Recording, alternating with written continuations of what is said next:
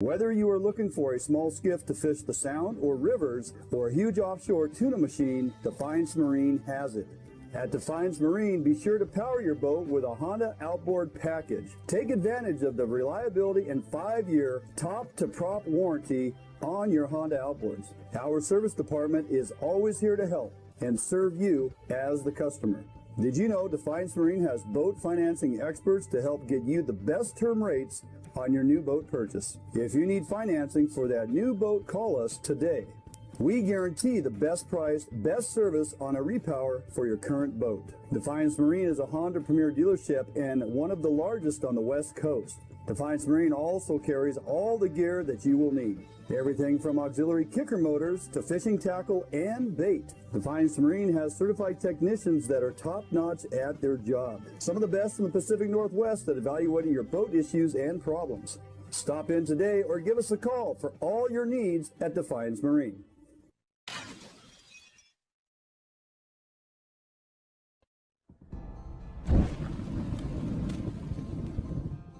Today, the need for quality private security services is at an all-time high. Contract Security Service provides day-to-day peace of mind as they protect people and property. Here at Phoenix, we provide service for multiple state and federal contracts with services ranging from uniform, patrol, alarm monitoring, canine detection, executive protection, as well as investigative work. Phoenix client management models are built on understanding our clients' security needs and responding with a tailored program that is best fit for them. Phoenix provides excellent customer service through well-trained, highly motivated security professionals. Recruiting highly qualified officers is the first step in building a strong team. Currently, we are comprised of 70% prior law enforcement and military veterans. If you are prior military or law enforcement, go to www.phoenixprotectivecorps.com and apply today.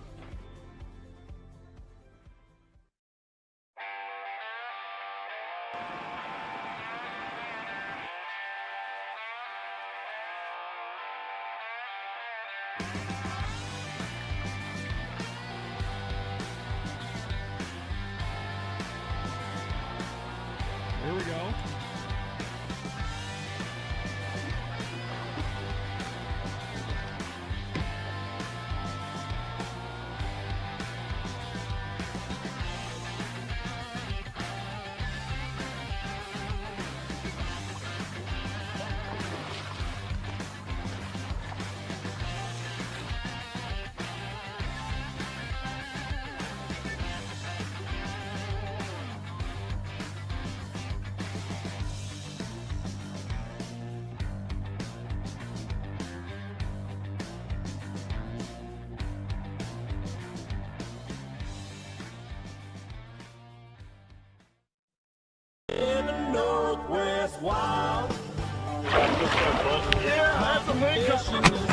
We've got a ballistic solution app on my Tuna grounds are on the ocean, Tommy. We're going to do that. Don't go anywhere.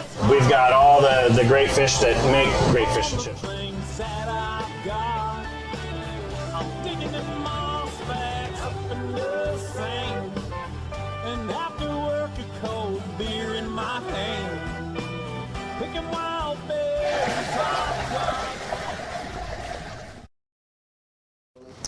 Hey, good evening and welcome to Fish on Northwest. Waiting to Tommy Donlan here in studio, 6 o'clock, buddy, and we are back. Here we are.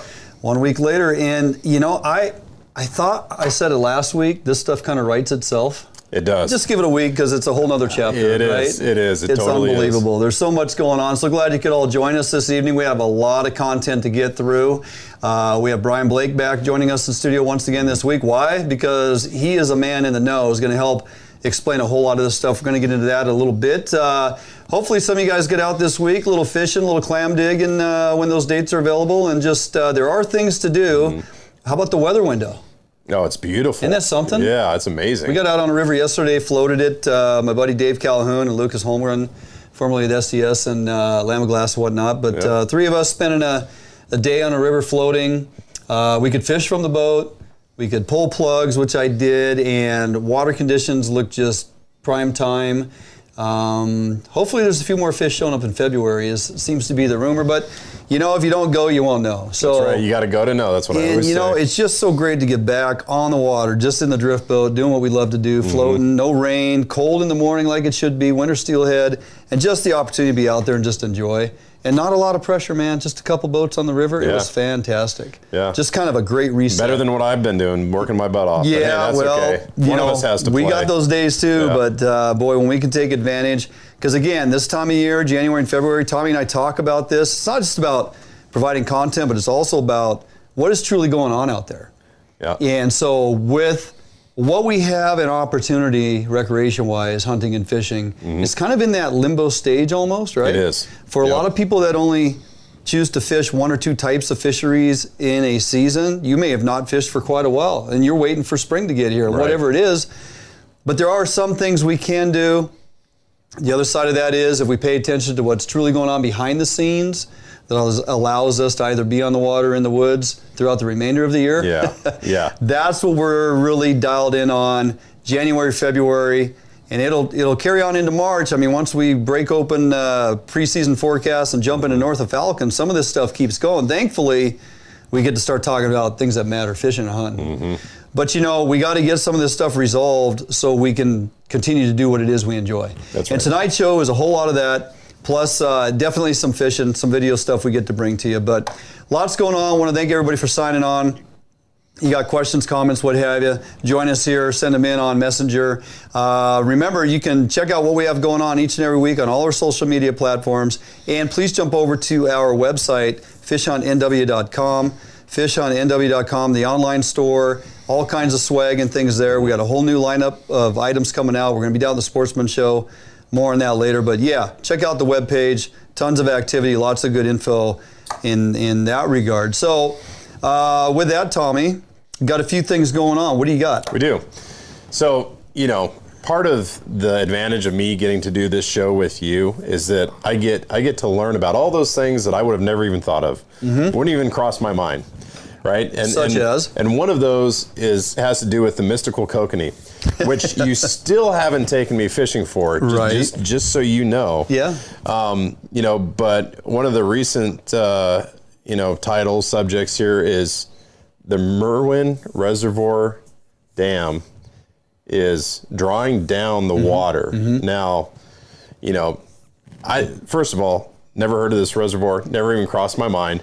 You said it's being drawn down. I'm thinking, well, why does that matter? What's going on? And then you tell me about this, you know, pretty darn good kokanee fishery that they have there, and how many hatchery kokanee they release, and how this has the ability to negatively impact those fish. So can you break that down for us? So the concern here, and this is the great thing about doing what it is we do, a lot of people are contacting us throughout the week now when stuff happens. And there were several people that put this on my radar. So you have a well-known reservoir, a well-known kokanee fishery. That, for the west side here, is kind of an outlier in that it continues to perform in the winter months. Guys go there and successfully catch kokanee. It's one of those additional fisheries that we have access to that we can do.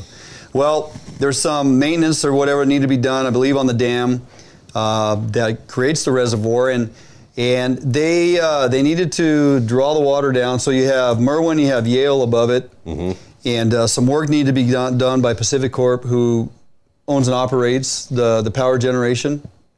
So some work is needed to be done. They have, I've been led to believe by a handful of folks, they have weekly meetings between persons that run the dam facilities, and the power generation, and then you have hatchery production of various species involved. This is a tributary into the Cowlitz. It's Columbia. It's you know, there's a lot of hands in this thing. And so if you have maintenance to perform and you know you have fish that reside, you would think that if you're going to lower the water level in said reservoir, spawn timing, all those things to come into effect here. Kokanee predominantly begin to spawn in certain areas, parts of the region, October, November. They're in the gravel laying eggs. Hatch out is approximately 90, 95 days later, depending on water temperature. So we're getting into that first 2 weeks of January.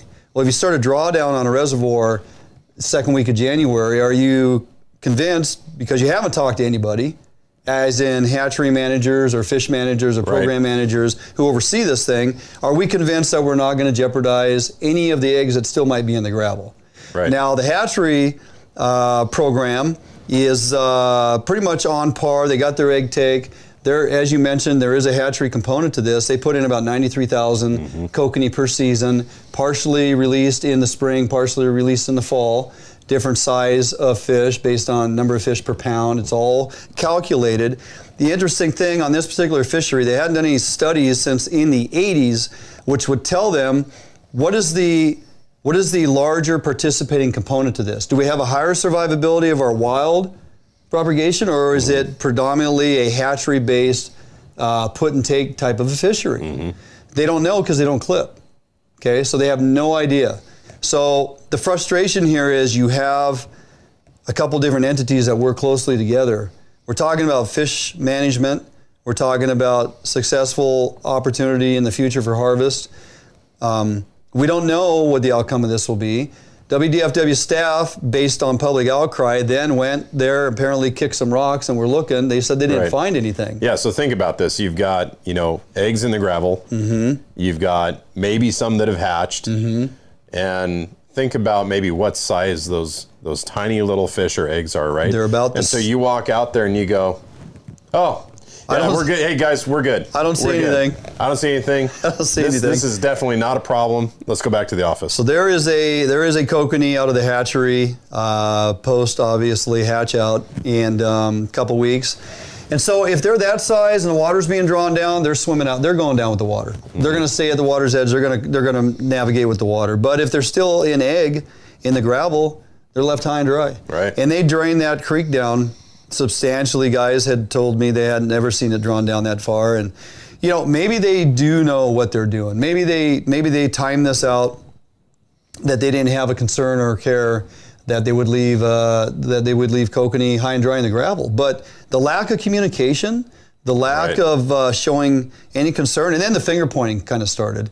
And then they also wanted to know, hey, who are these guys calling, sniffing around, wanting to get answers to what we're doing here as far as the work being done. So, some things we commonly talk about with WDFW and persons that oversee programs, accountability and transparency. And that's all the recreational community wants, accountability and transparency. And so if it's not a problem, just come out and say, hey, we had surveyed and we know our timing of our wild fish spawn and when they're out of the gravel, and we felt pretty confident by mid-January we could flush this and no harm, no foul. Everybody be like, okay, great. Now, the other side of this, at some point, 3 years from now, we're going to know there's either going to be no fish or, okay, so on a positive note, because kokanee are based on carrying capacity and nutrient amount, the fact that they potentially eliminated a large percentage of this year's brood, we could have some really nice sized kokanee. Right, because you said, what's the typical size for Merwin? They're 11 to 14 on a good year, Yeah, perfect halibut bait size. Yeah, perfect halibut bait size. So there's just a lot of people. Now, look, I have to come out and say, look, I've only been to Merwin a few times. Herzog and I have fished it successfully a few times. Beautiful place to fish. Boat launch is kind of limited as far as number of persons that can park there and whatnot. That being said, it's a great little kokanee fishery. It's a bit of a destination. It's an hour up a windy road off a main highway, which is fine. I mean, but I'm not there a whole lot, so I don't have a lot of stake in the game other than as a recreational angler and one who has appreciation for kokanee, both on the table and on the bottom of the saltwater. That's right. Amen. Right. Amen. I would like to know that we're doing everything we can to make sure we're not just blowing this stuff off and it's like, hey, let's just go get the work done. Who cares about the fish? So it was worth a mention. Some folks asked if we wouldn't talk about it. If WDFW has more information, or if Pacific Corp has information they want to come out with, by all means, please hit us up. We'd love to report on the factuals. This is all the factuals we have for right now. A lot of unknown. So there's where that's at. Hey, moving forward, Tommy, Columbia River Policy C3630. This is one that a number of folks had contacted me on. Basically, it's the ongoing continuous saga conversation between ODF&W and WDFW and coming to common ground on how we're going to manage this Columbia River fishery, both in regards to recreational and commercial opportunity. So as it sits right now, they came out with preseason forecasts, and I got to tell you, in 2021, the upriver forecast for spring Chinook was 75,000. This year, going into 22, it's 122, almost 123,000. Wow. So the spring Chinook forecast for Upper Columbia is up quite a bit. Lower River, it was 68. Moving into 22, it's 74,000. Total spring Chinook then for 21 was 143,000. Now we're up to 197,000. Wow. If it just barely overperforms a bit, we're talking 200,000 spring Chinook, right, which is pretty respectable. The Cowlitz River, 1,800 fish in 21. They're projected to get over 4,100. So we have some opportunity here for a pretty decent spring Chinook run. The problem is we haven't come to agreement between Washington and Oregon and how we're going to manage this fishery, both in recreational, but more so in commercial opportunity harvest quota, right? Yep. You're saying the percentage split is different between Oregon and Washington. Yeah, so if you're a commercial fisherman and you're licensed out of Oregon, I mean, you're probably going, yeah, we got an 80-20 split. Over there in Washington, they're holding the line at 70-30. Gear selection is also one that continues to be a point of contention. Washington is, hey, gill net's back in the main stem. Oregon's toting the line with selective gear, tangle nets, pursane, pound nets, that type of opportunity. So, not to beat this to death, there's a lot of inconsistencies in the management plan as they're bringing it together. And maybe Brian will weigh in on this a little later, but I think the gist of it is we're still at a disagreement. We're still at a to be determined later, and spring Chinook's just around the corner. Right. So I'm not sure where this is going to land. Of course, we have a lot of the fish conservation groups weighing in. They don't want gill nets back in the main stem. They want a sound management plan. Right now we don't have that. Right. Most of when I looked down that chart, it looked to me like most of the sport fishing side of the house, aside from the split between commercial and sport, most of the regulations were in line. Yeah. In terms of gear selection, that kind of thing. But most of the difference I saw was in gear selection for the commercial side, gill net versus not. Correct. Selective gear versus not. And the percentage is split. Right. Yeah, overall. Yeah. So hopefully they get concurrent in this stuff and can put out the regulations for a season, and we can all go fishing, and everybody wins. So more on that moving forward. All right. Hey, so last week we talked to our buddy Kyle Bushelman, Willamette Valley Outfitters, went down and spent a day with him on Oregon Coastal River, Tommy. Had a great time. Going to bring you that video later on. But it brings forward once again the conversation of, hey, how about those broodstock programs in Washington? Right. What do we have going on? What are we doing in Washington with broodstock steelhead programs? So I made a handful of phone calls and some texting, and I landed with a few folks that oversee some of these programs in Washington State. The conversation was fantastic, and I was excited. I was told, because I don't need the information like right now, this is a conversation I would like to have within the next few weeks or whatever. Whatever's convenient, because I know staff at WDFW is extremely busy. There's a lot of things going on. They're ramping up, getting ready for North of Falcon, which, mind you, is all salmon regulations and whatnot. We're talking steelhead here. We're still within season. I was really hoping to have that conversation, kind of break down the programs we have currently in the state, the recognized broodstock programs, some of the successes, maybe some of the things we're doing here to let you all know really what is going on behind the scenes as it relates to steelhead broodstock programs in the state of Washington. I got a text message 3 days later, basically said, yeah, sorry, we don't have time. And I'm going to tell you, I was a little pissed. Right. And I'm not. Because your first interaction was, yeah, I'm all for it, let's do it. It sounded very positive, right? Yeah, and I was like, great, because the followers of our information, our show, Tommy, they rely on us to try and dig this stuff up and have these conversations. And a number of times, WDFW staff has been very willing to come on the show. We've had various folks here in studio, numerous phone conversations, all the way up to Director Suswin's been on the show. Nate Pamplin, policy director's been on the show. Really good conversations over the years. To be told, yeah, we can do this because they saw the value in the educational component. I'm thinking the worker bees got told from the top or something. It ain't happening. You don't talk to those And guys, I don't understand why. Okay?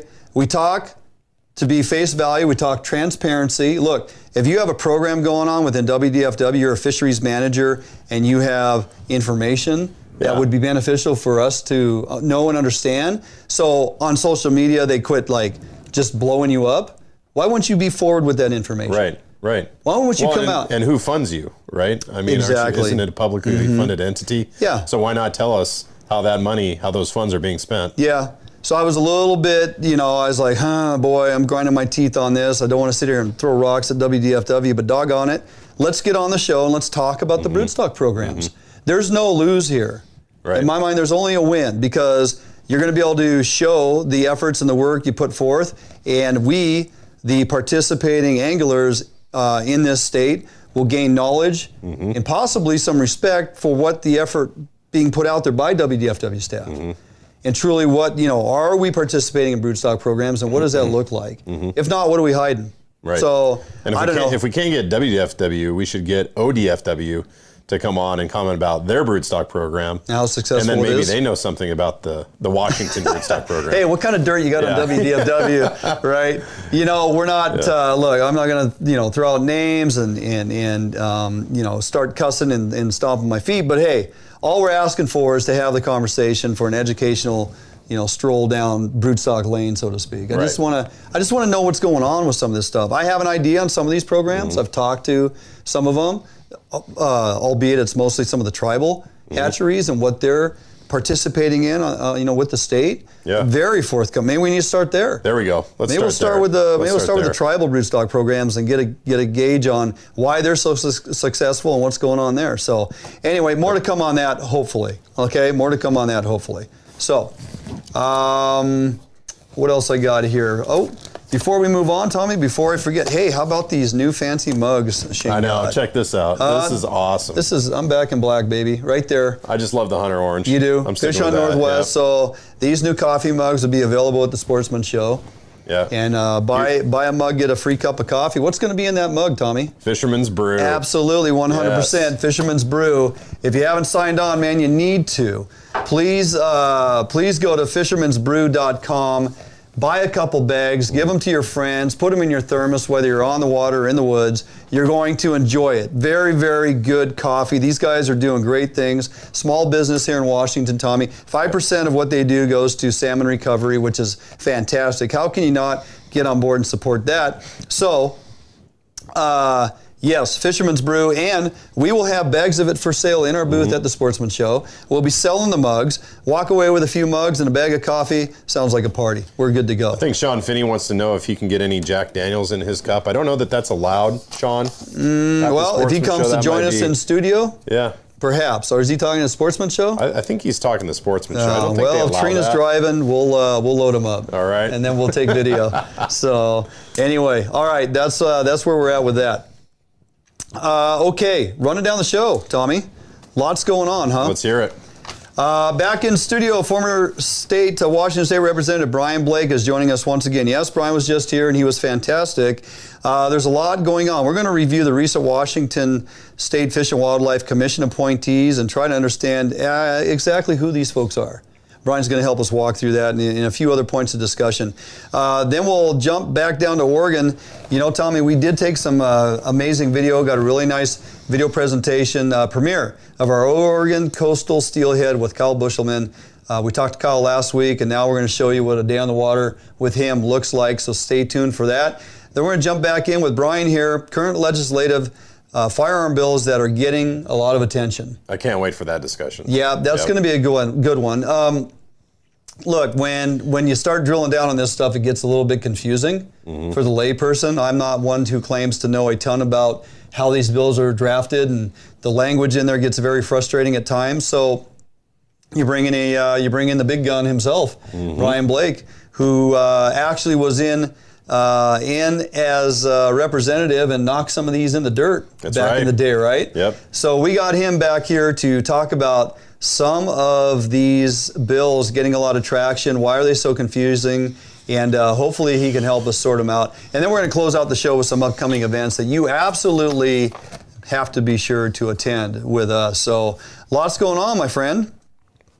Exciting times, Lots going on. So, all right, we're going to jump out for a quick break. Don't go anywhere. A couple minutes. We're going to come back. Going to reintroduce you to Brian Blake, former Washington State Representative, joining us here tonight. We're going to walk through this recent list of appointees, Fish and Wildlife Commissioners. Who are they, and what does the future hold for fishing and hunting in Washington State? Be right back here. A couple minutes. Fish on Northwest.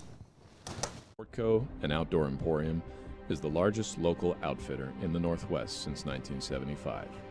providing thousands of people affordable outdoor gear. This summer, make your next outdoor adventure more affordable by shopping at our warehouse-style pricing. We are a local Scotty dealer, offering sales, service, and repair. Located in Fife and Seattle, come visit us today. The outdoors await you.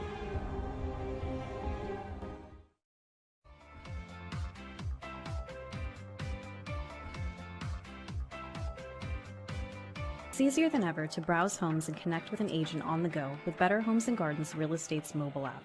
With the app, your home search is synced across all of your devices, so you can pick up your home search anytime, anywhere. Take full advantage of an enriched, mobile-optimized map search experience. Use location services to quickly find homes near you that match your search criteria. Draw your own map boundaries to find homes in a specific area, and apply layers to view school districts, neighborhoods, zip codes, and more.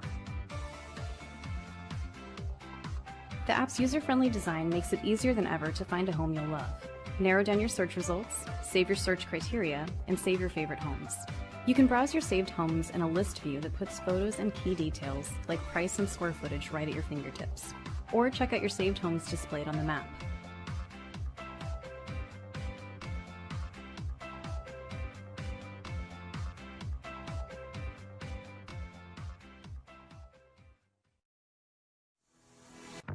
Yep, for sure. Oh yeah, big fish. Yeah, buddy. Nice fish. Oh, beauty. Gorgeous fish. Bobby's on the board. We got a good one. Oh yeah. Whoa. Oh, oh, geez, come on. Nice fish. Nice fish.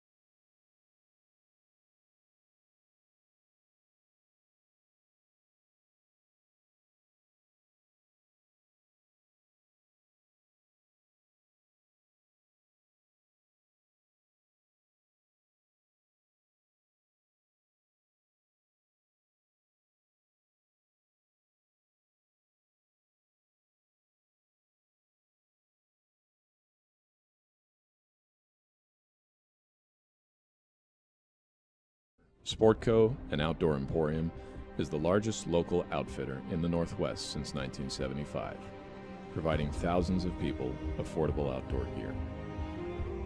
This summer, make your next outdoor adventure more affordable by shopping at our warehouse-style pricing. We are a local Scotty dealer, offering sales, service, and repair. Located in Fife and Seattle, come visit us today. The outdoors await you.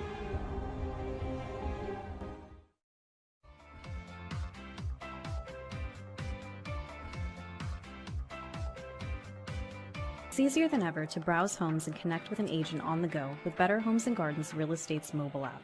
With the app, your home search is synced across all of your devices, so you can pick up your home search anytime, anywhere. Take full advantage of an enriched, mobile-optimized map search experience. Use location services to quickly find homes near you that match your search criteria. Draw your own map boundaries to find homes in a specific area, and apply layers to view school districts, neighborhoods, zip codes, and more. The app's user-friendly design makes it easier than ever to find a home you'll love. Narrow down your search results, save your search criteria, and save your favorite homes. You can browse your saved homes in a list view that puts photos and key details like price and square footage right at your fingertips. Or check out your saved homes displayed on the map.